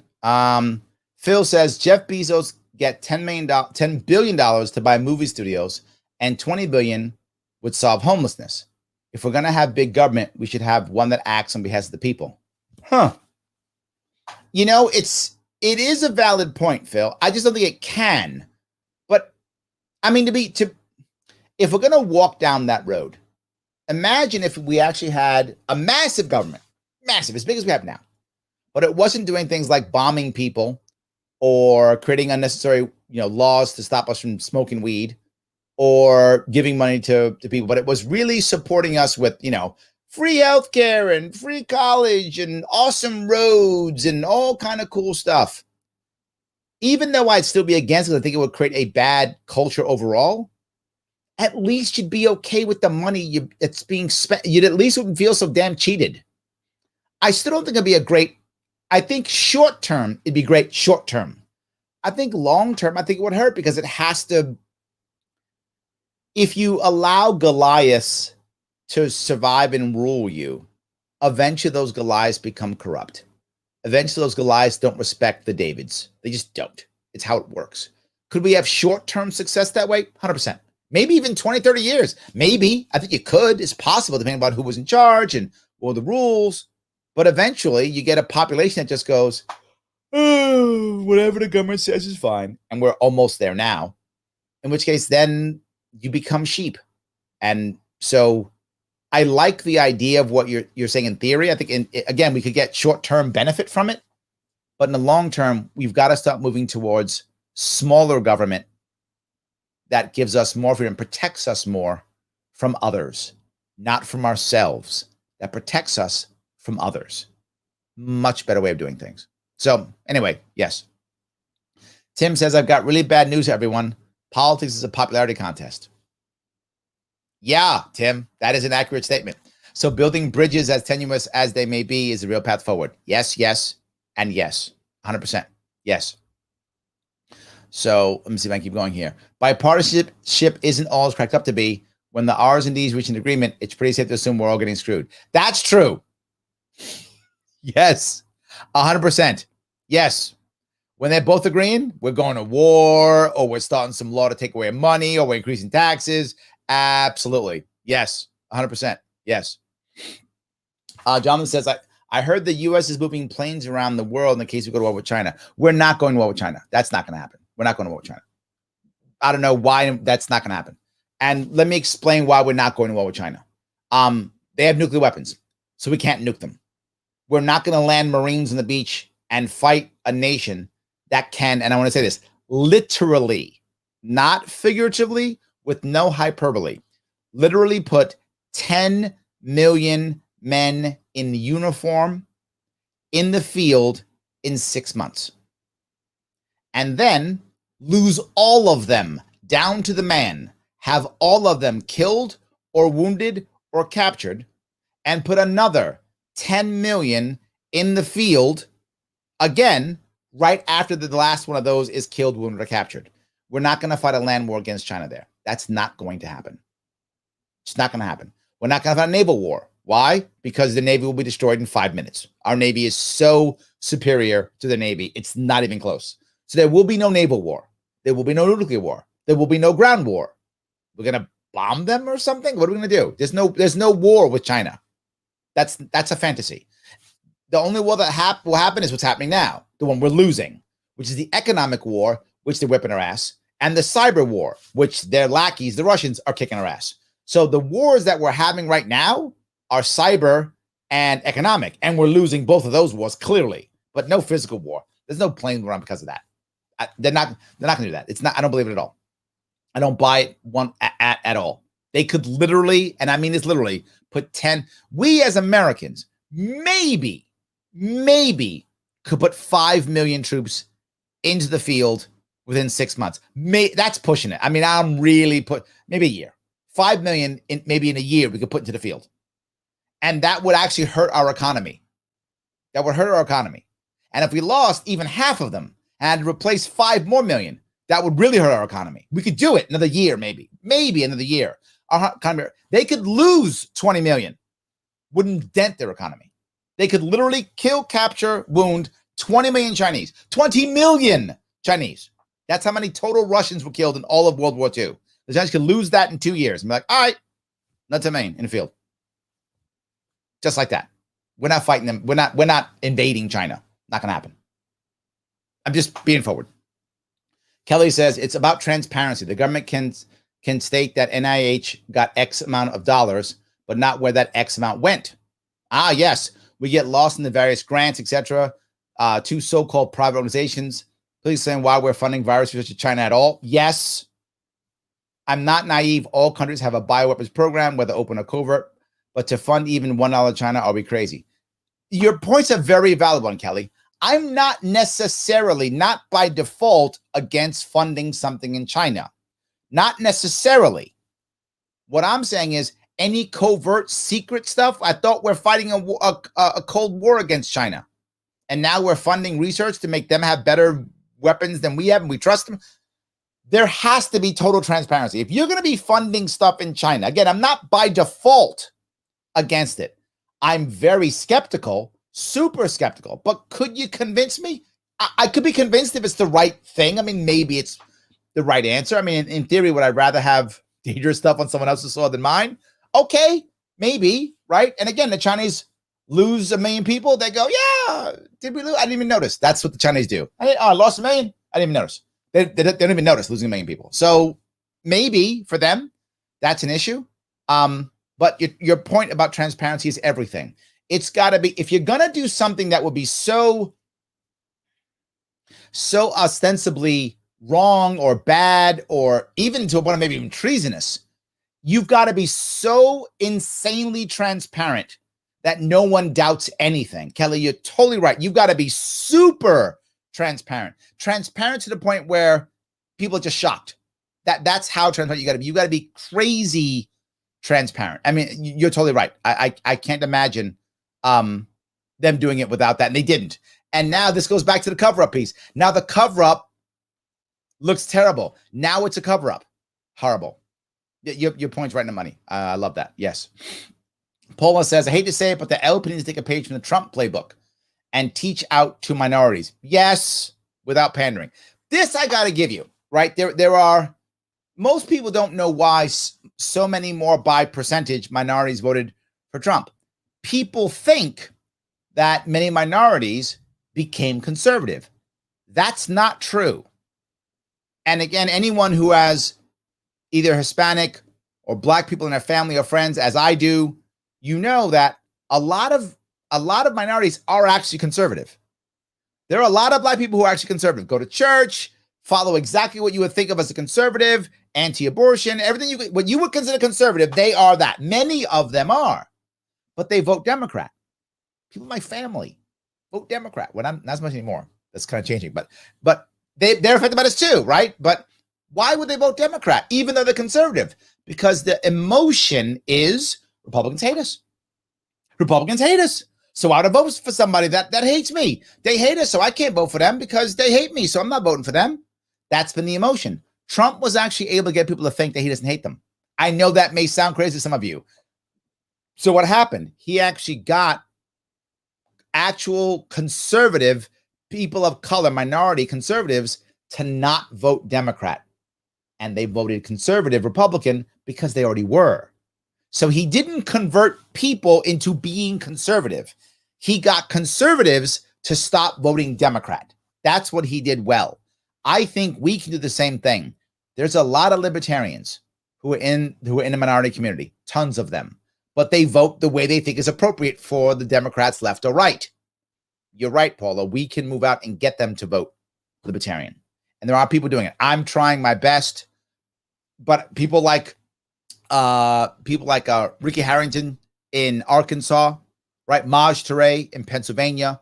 You do have people out there doing it, right? You do.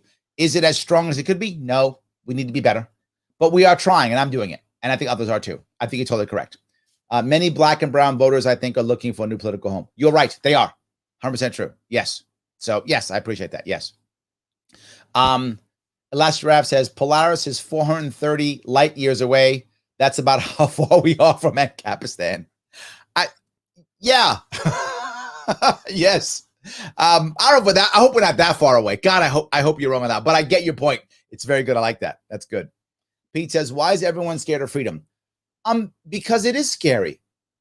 Remember, what people tend to love is tend to want, I should say, or love maybe, is the idea of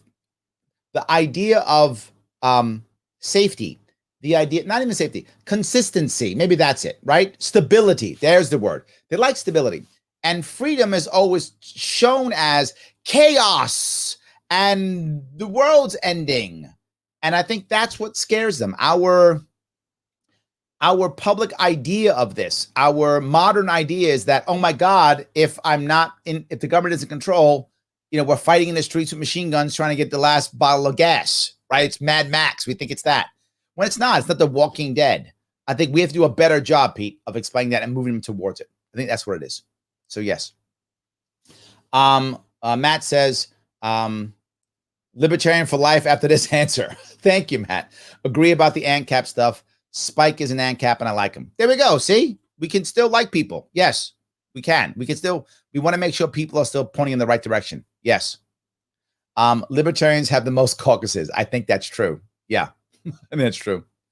Bob says, do you think there's a libertarian argument for climate regulation, given that sea level rise will lead to property damage, NAP violation? P.S. The military are the biggest polluters. I don't think that we need regulation in that regard. I think we can do it with a carrot and not the stick. The problem with using regulations, and I'll give you many examples of this. Regulations are almost always written by corporate lobbyists. When the regulations come through, even if they're written by corporate lobbyists, they are adjusted by corporate lobbyists. So the regulations aren't going to work. They're going to be broken. There's going to be loopholes. They always are. I mean, we've had an EPA now for what, 50 years? Is that about right? Is my math about right? About 50 years, give or take? And we still have massive polluters. Hasn't changed. We still have massive polluters. Bigger than ever. We still had Flint. I mean, we still had, BP. We have tons of polluters all over the place. New York State's filled with places that just can't get fixed and repaired. Terrible places. And we've had an EPA for 50 years. We have tons of regulations. I think instead, we use the carrot, not the stick. It's the idea. It's a theory, right? Having a prize or an assistance or a goal or something that the government does for you to do something that makes sense. And an example might be, and I'm making this up for sake of argument only, Bob, because I wasn't prepared for the specifics of this question, but something like this as an example. Let's say we decide that a company says, hey, I think we can deal with climate change by stopping people eating meat, stopping people from using so much land for grazing for cattle, which causes a massive amount of greenhouse gases. Okay, great, good. So what can you do? Well, I can make, laboratory meat.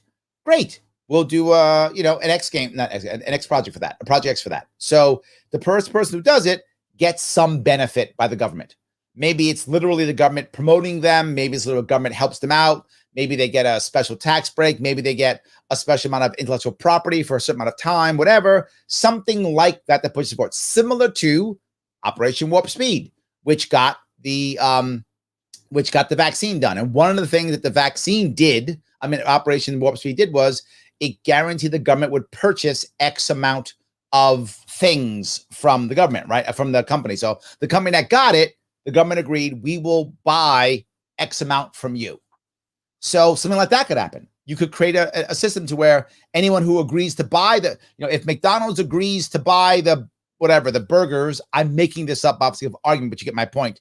If McDonald's agrees to buy the burgers, from you, Williams Inc., which makes the factory, the Impossible Burger, whatever it is, right? Then the government will give McDonald's a tax break or a break on some type of insurance or whatever the case may be, or IP for the Impossible Burger, for the next 3 years or something like that. So I think there are ways you can do it that will actually do things. Regulations tend to just get people to go around it. And then regulations also at one point become part of the business model. If you regulate something and say you can't pollute or whatever, if you pollute, you got to spend $1 million. What winds up happening is the company says, okay, $1 million, we'll just add that into our profit and add that into our business model. And if something goes wrong, we'll pay for it. Or we get insurance to pay for it or something like that. That's what happens constantly. So instead, give them incentive to do the right thing. Find the things that will work and have them do it. And of course, the next thing is we could severely reduce the military budget by lots. So I don't think you want to do the regulation piece. I think you want to find ways for companies to do the right thing that will make actual impact. And then when others do it, others figure this out. So yes, I hope that answers your question. All right. Let's see if I can keep dealing with this here. Can you do an episode purely on the South China Sea dispute? So maybe I just do one on China, which would include that. All right, let me consider that. Let me see if I can do one on just maybe. I did one on foreign policy. I did it on foreign policy last Tuesday on Sharpe Way Instagram. Did a bunch of foreign policy on that. So that may be one thing. But yes, I will. Yeah, I will check that out. Absolutely. Yes. All right. Let's see here. Remember, all the anti-China propaganda also comes from our own government. Also true. Yes, absolutely. Tom says, you hear the hackers got hacked and took the money back. Oh, I didn't know that. I hope that's true. I've been talking about this forever. Haven't I been talking about the idea that we need offensive cyber capabilities? Yes, tons of it. Yes, again and again and again. We have to be able to use aggressive, offensive pieces just like that, and we often don't. Thank you for that. Yes. Pete says, what can we expect from your new book coming out in July?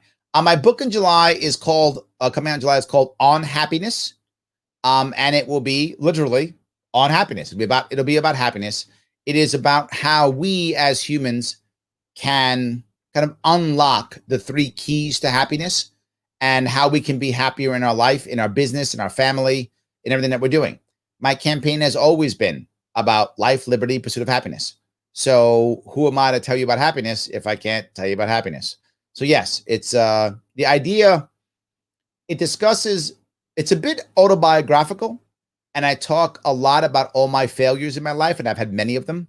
I talk about my bouts with self-doubt, my bouts with almost losing my marriage. I've been married now, 19 years married, 21 years with my wife, and how I've almost been divorced 3 times, how I almost lost my family, my mother's death, my business collapsing and me considering ending everything, even my own life in 2009, 2010, all those things, all the problems that I had, when I was growing up, issues that I had, and how I try to get around them.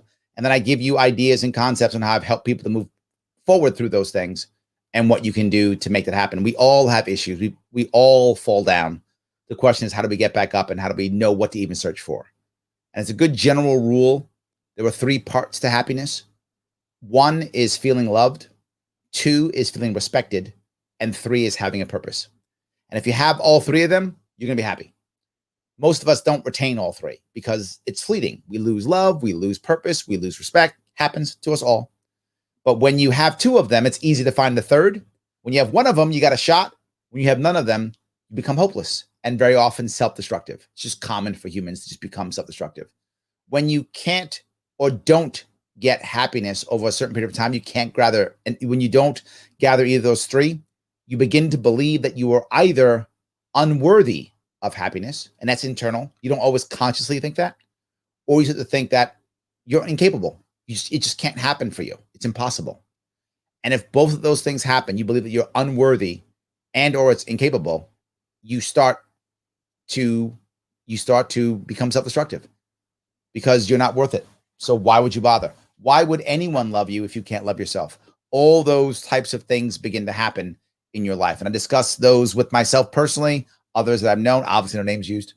So yeah. And I actually, to be forward, my daughter is actually illustrating it. So there's illustrations in it too. If you want to, you can head right now to sharpeway.com/book, or just go to the sharpeway.com, click book, and you can see some excerpts from it, things we're putting together. I hope it will come out by my birthday, which is July 12th. But if it doesn't, it'll come out sometime in July. But I hope by my birthday. So yes. So anyway, I hope that answered your question. Yes. Let's see if I can keep going here. All right. Let's see here.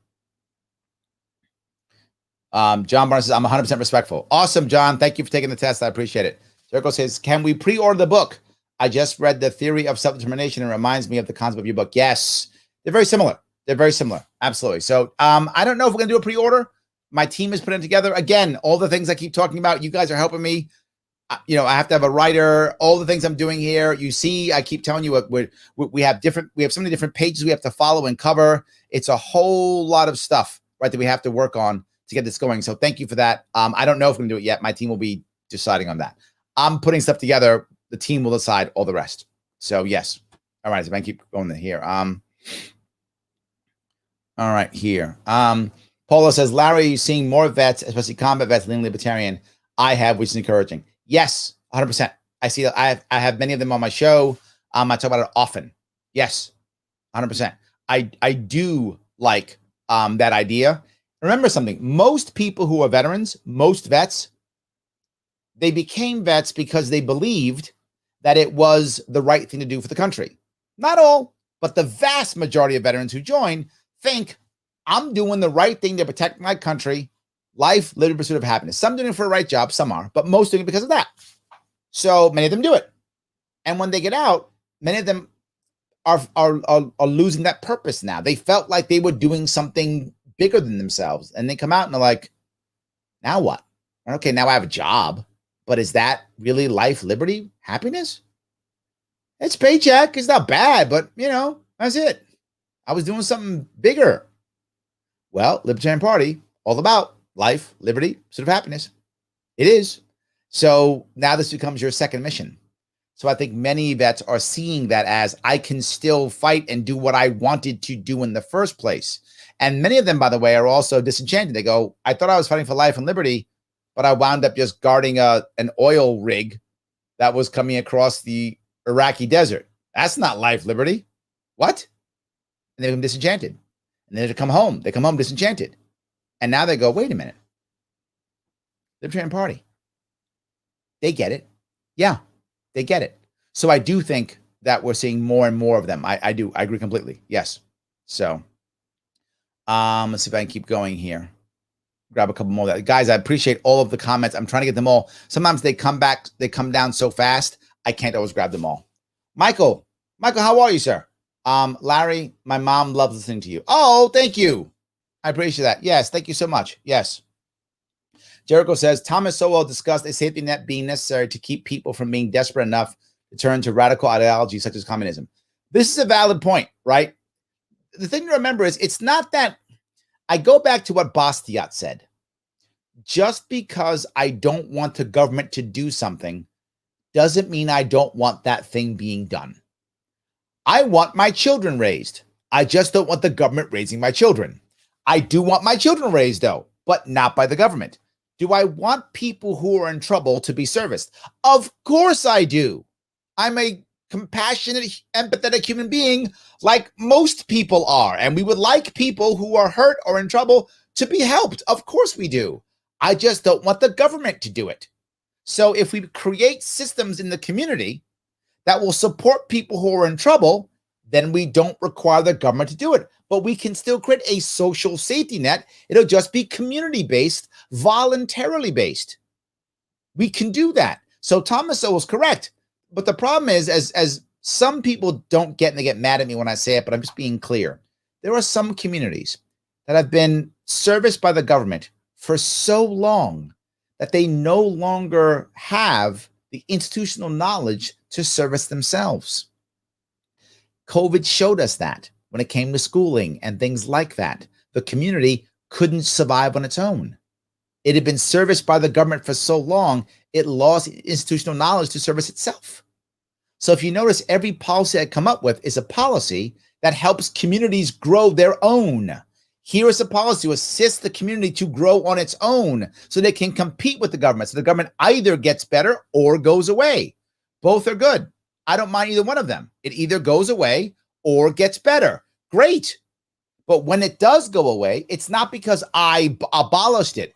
It's because the people say, why the hell do we have it anymore? These community groups support us fine. In fact, better. Why am I paying taxes for this thing? And that's the goal. The problem, Jericho, is that's a long-term solution. And people often don't want the long-term solution. They want the short-term solution.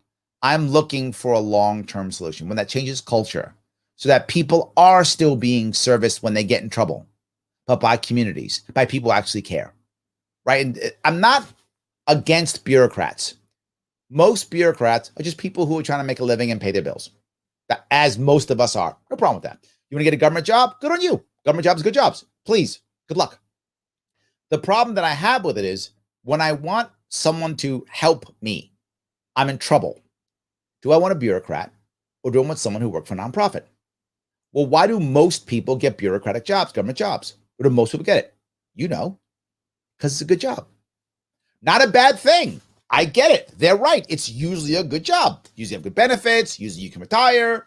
Good job. Good on you. Please go get a government job. No worries. Why does the average person join a nonprofit? Because they care. I have a different group of people in front of me if it's a nonprofit. Just how it works, right? The average person is going to have that nonprofit job because they care. If you work in a nonprofit, you know very often it's nowhere near as cool as the government job. It just isn't, right? We know this. Often you'll sometimes have good benefits in nonprofits. That does happen sometimes, but you're rarely getting paid the market rate. Rarely. You're often doing extra work because they know you care and you will do it. You're often getting squeezed because the money's supposed to be going to the people who are being helped, not you. And you're often okay with it because you joined because you want to help those people. So you're kind of okay not getting as much money because you want to help the people. So I would rather have a whole lot more of those and then maybe still have a small government backup in case those others can't support them, maybe. But generally speaking, I think that's not going to be necessary. So anyway, I hope that answered your issue. I'm trying, if I can, to go through as many as I can to get the answers to the best of our ability here. So, all right, let's see here. We come home and find the government becomes the next logical threat on the very principles we thought we were fighting for. Ooh, look at that, Phil. It makes you feel very sour when a cop pulls you over for a violation you later learn was legislated by a corporation. Nicely put, Phil. Nicely put. Yes, I can't say anything. Well done. Tim, Shane Hazel shared a story with me about Ramadi. He's a former 1st Marine Recon officer, and they had the bad guys in their sights and were ordered to let them go from D.C. It's a great story. I'll have to ask him about it. I was on a show, a year ago, maybe? Well, many people don't know this. One of the reasons why there was a runoff in Georgia was because of Shane Hazel. He ran for Senate and got like 3%. I think that's right. And the spread was literally 1%. So he was the reason why there was a runoff. So nicely done. Well done, Shane. If you happen to be watching, well done. Nicely done. Just a great thing. Yes. Paula says, I wish more libertarians would show their compassionate side, at least when talking to the press. This is one of our biggest problems, Paula. Yes. Oh my God. Yes. You're going to make me jump out of my seat. You are exactly right. The funniest thing is, if any of you care, I showed this, I don't know, a month ago, maybe a couple of weeks ago.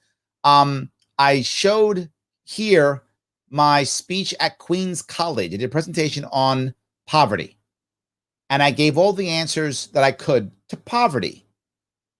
And it wasn't, get the government out, let people fend for themselves, bootstrap yourself. That sounds terrible. I did none of that. I gave actual policies. They were libertarian policies that did not force anyone to do anything, did not increase any taxes, to actually get people to see, how do you get yourself out of poverty? It is possible. Why? Because I do care about people. That's why I care about freedom. The reality of it is, you'll hear me say it often, it's why it's about happiness all the time. The reality of it is, the Libertarian Party should not be about liberty. Sadly, people think it is. It's not. It's about happiness. Life, liberty, pursuit of happiness. They go in that order. You're born, you get some freedom, you can go find some happiness. Well, we're born, got that one down. It's the liberty part we're struggling with. See, if we open that up, now we can pursue some happiness. That's what we all want to do. Why do I care about happiness? Because happy people don't do bad things because they're happy, right? That's the issue. They're happy. Happy people don't riot. Happy people don't steal. Happy people build families. Happy people build businesses. Happy people stay in my state, New York. Happy people do all types of cool, amazing things. Happy people is what makes a better society. Now, Larry, you're saying there'll be no bad people? Of course there's bad people. There will be bad people. That's never going to go away. But there's a difference. If I'm a bad guy, I can only do so much damage being a bad guy. To do most damage, what must I do? Recruit others. Well, where do bad guys recruit others from? Unhappy people. I'm not making that up. Paul, you know I'm telling the truth here. People who get recruited into these bad things are unhappy people. If you're happy, Paula, and I go, hey, why don't you join my gang? You do something bad. You go, Larry, what's wrong with you? What's wrong with you? I'm happy. Stuff's going good for me. If you're lost and broken and you're unhappy and you don't know what you're going to do next, and I go, Paula, I got a mission for you. Come on, let's do some bad stuff. You go, shh, what the hell? I got nothing better to do. All right, Larry, what are we doing? Who's driving? And I've recruited you into bad stuff. And that might sound simple. You know, guys, it's true. You're happy. You don't do dumb stuff. I mean, you might do dumb stuff, but not dumb bad stuff. You don't. You're lost or hurt or angry or mean or feel betrayed. You do all the bad stuff. To hell with them. Let's show them, Larry. Now me and Paula robbing banks. Be kind of fun. But no, let's not rob banks, Paula. But that's what we would do because you're not happy. And I'm not happy. And I'm a bad guy. So I've convinced you and now we're freaking Bonnie and Clyde. Right? That's how that works. So compassion is because we want to show people how to become happy. Liberty is a means to an end. And we focus heavily on, well, it's got to be free and it's liberty and liberty. No. Happiness. How am I going to get happiness? Freedom. How do I get happy? Liberty. But the key is happy people. And if I make more people happy, in reality, I get happy too. One of the things I talk about in the book, since we're bringing it up, purpose, respect, and love. Talk about it in case of family, socially, which family I take as inner circle, social I take as out of your inner circle, personal, yourself inside you, and then professional, business, that type of thing. And how do you find those things? How do you find that purpose? And this is part of it. Compassion is part of it. So thank you for that. I do appreciate that very much. Yes. So, all right. Ryan says, most libertarians back the original movement, not necessarily the radical fray. I don't mind either way, but I think to Paula's point, you can show compassion even if you're a radical anarchist, even if you're one of those guys, you can still be compassionate. You can be. You can say you believe this is the best way to happiness. This is what will make people happy. Imagine if we had a fully voluntary society. You could. The problem is we're not accustomed to it. We're accustomed to being mean or talking only logic or winning arguments. I don't want to win arguments. One of the reasons why I tend to win debates is because I don't care if I win the debate. I know it sounds dumb, but it's true. I don't care if I win the debate. I don't care if I win the debate. I win the debate because I want to change the hearts and minds of the audience. That's all I care about. I want to change the hearts and minds of the audience. If I lose the debate, okay, whatever, I don't care. And that's why I really lose debates, because I don't care if I lose the debate. I'm just trying to do exactly what Paula said. Show my compassion. Let the audience know I'm human and I care about them. That's the issue. That's what I really want to do. I really hope that comes across more than anything. Tim says, Shane got 115,000 votes, refused to endorse anyone in the runoff, and is running for governor of Georgia in the next election cycle. I need to give that man a call. I like that. I need to give that man a call. Last Rap says, go ahead and rob the banks. Don't get Paula going. She's going to be driving down here with a getaway car. Stop.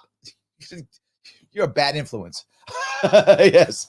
God knows they rob us, and I'd rather you and Paula have the money. That's a good point. Yes, that's true. Yes, absolutely. Paula's like, yes, you are correct. Yeah, exactly. Let's not rob banks, Paula. I think we're happier than that. I hope that's true. I really do. Yes, that's good. All right.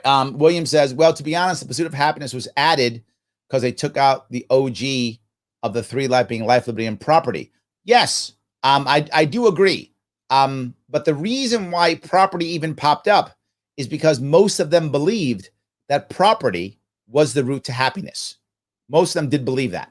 So that's one of the reasons why they put happiness in there. You're right. That is the story. I remember that story, right? It was life, liberty, and property.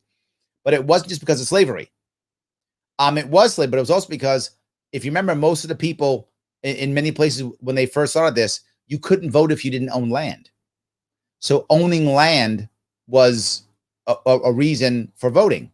Well, how do you get all the people that want to get behind this if you can't vote, if you don't have land? Well, now you have a right to property. Ooh, so does everyone get to own land? There were a lot of things that were, there were a lot of reasons why that happened. But yes, you're correct. But there were a lot of reasons why that was happening. So, guys, I do want to make sure one thing we do remember, Please like, comment, and share. It really does matter. It's important that we do that. Let people know I'm doing this. And as always, please, YouTube page. If you haven't subscribed, please go subscribe. It does matter. My Twitter, please go there now and subscribe if you haven't. Facebook, Sharpe Way, not Larry Sharpe, Sharpe Way stuff. It does matter. It is important. Guys, I'm going to have to run. I appreciate all the time you guys gave me this evening. Thank you for giving me a chunk of your evening. I will see you all on Sharpe Way Instagram tomorrow and maybe Patreon. I'll see if I'll do that. I'll see you all tomorrow.